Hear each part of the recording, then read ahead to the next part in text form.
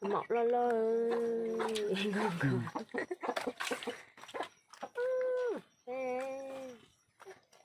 cái này cái cua cái thị chiều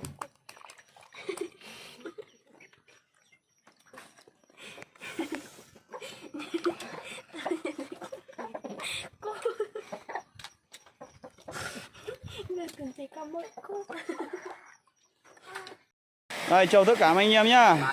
Anh hai bố con đi bắt cá về này, cá suối này nhá. Ây.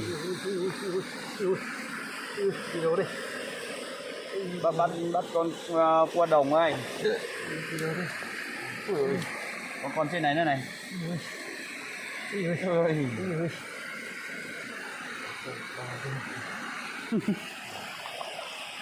Để vào túi luôn.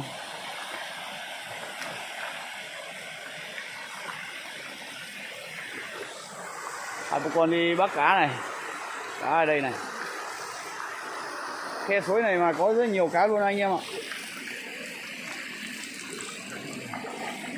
Đây, còn to không?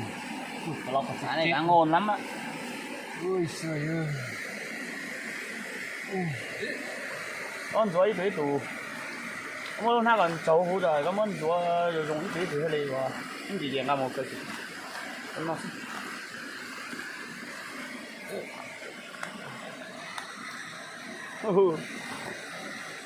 Rất là nhiều loại cá luôn.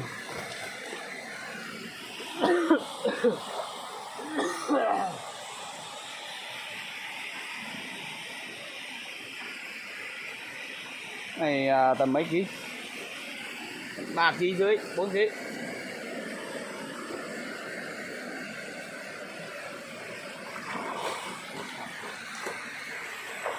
Đây khu vực cá suối đây. Có cái thác cũng hơi đẹp đó.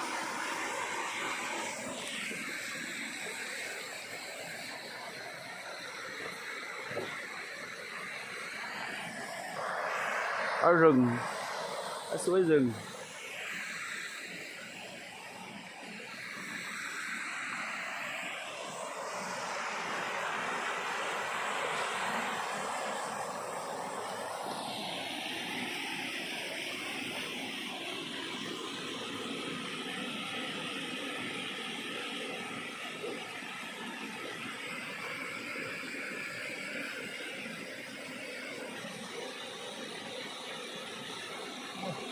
Cá nó ăn cá. Ôi. Con này cá gì? Gọi là cá gì? Chê. Cá chê đồng à? Cá chê kia xuống kia à? Cái suối, cái đồng chậu ao.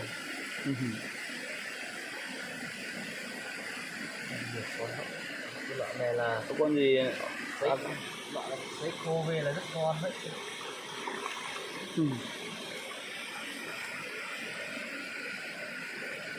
Để rửa sạch tí khỏi rửa luôn. Về uống nước. Có nằm kịa rồi.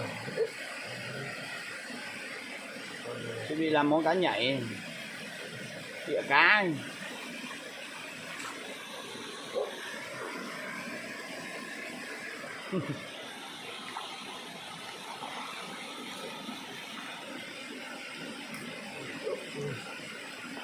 Con trụ là khó rửa lắm.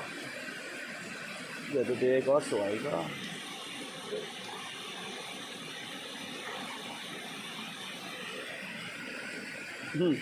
Con này cá lóc này nó Lóc châu, cá lóc đồng.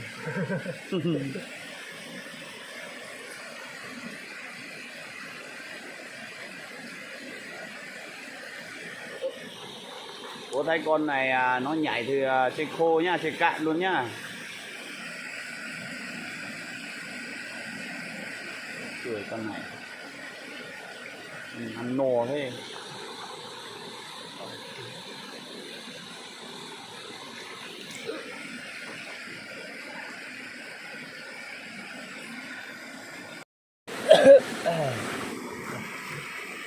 Con to nằm dưới thịt.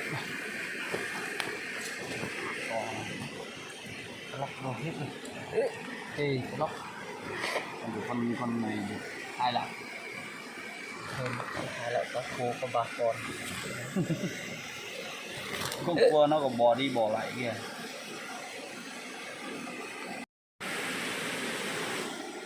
Con cua gì ấy? Cua chịu luôn đấy. Nó đen xì như cua đá nhỉ? Cua đồng thì chắc phải cua đồng và cua đá. Đá. Cua đá.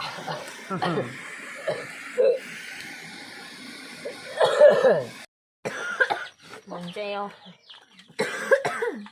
Ở đây chuẩn bị nấu gì ra?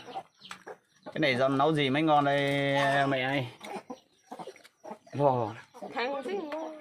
Thanh này chắc làm một ít cá nhảy. Cá nhảy nó chết hết rồi, nhảy điếu nữa. Ôi đồ đồ ha. Đây tưởng rằng là mọc lo lo.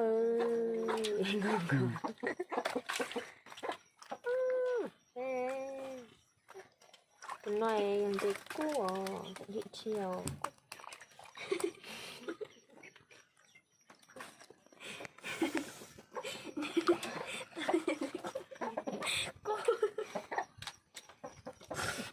Người cần gì có mỗi cua.